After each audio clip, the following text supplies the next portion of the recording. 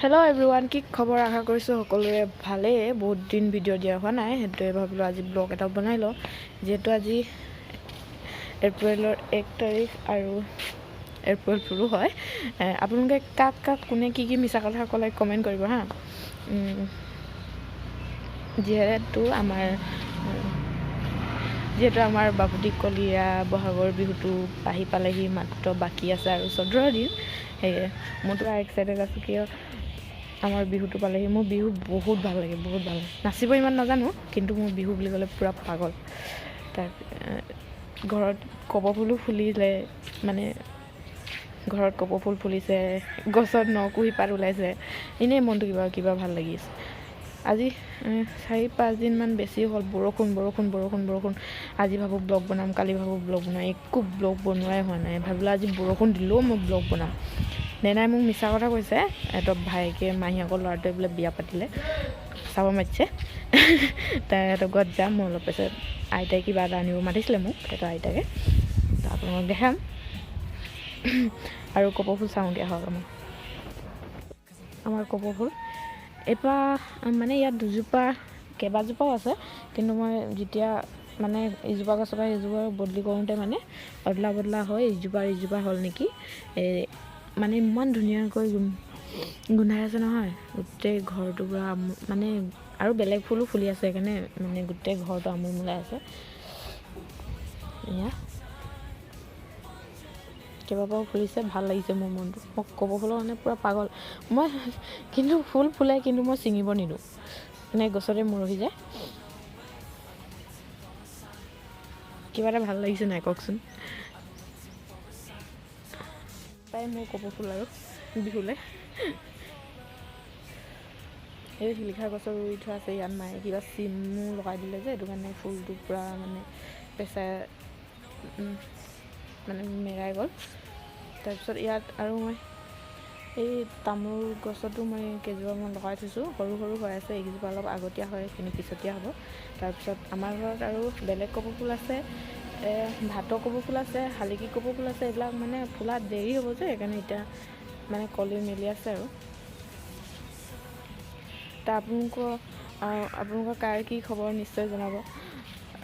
মই ব্লগো দিয়া হোৱা নাই। আৰু আমাৰ অসমীয়াত এটা কথা আছে নহয়, কি আম বেছিকৈ ফুলিলে পানী হয়, কঁঠাল বেছিকৈ ফুলিলে ধান হয় বুলি।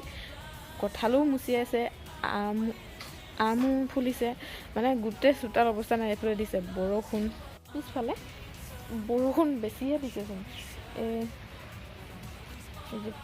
মানে এইবাৰ পানী হওঁতে মোৰ জেতুকাজোপা মৰি থাকিলে, এইবাৰ আকৌ পাত ওলাইছে, জেতুকা লগাব লাগিব আৰু। এই নতুন পাত ওলাইছে, কঁঠাল ষ্টাৰ্ট কৰিম বুলি আৰু ৰেডি কৰি ল'লোঁ, কিন্তু কি হ'ল, এই বৰষুণটো আৰু বেছি জোৰছেহে আহিছে। তথাপিও আপোনালোকক দেখাব চেষ্টা কৰিম কি কৰোঁ। আৰু দুটামান কথা ক'ম মই, যিহেতু মোক কোনোবাই মানে মোৰ নামটো পাহৰি গ'লোঁ, চাই পিনি মই পাছতকৈ জনাম। কি হ'ল, কোনোবাই মোক সুধিছিলে যে তোমালোকৰ ঘৰত কোন আছে। আমাৰ ঘৰত মই আছোঁ, মোৰ মা আছে, আৰু কোনো নাই।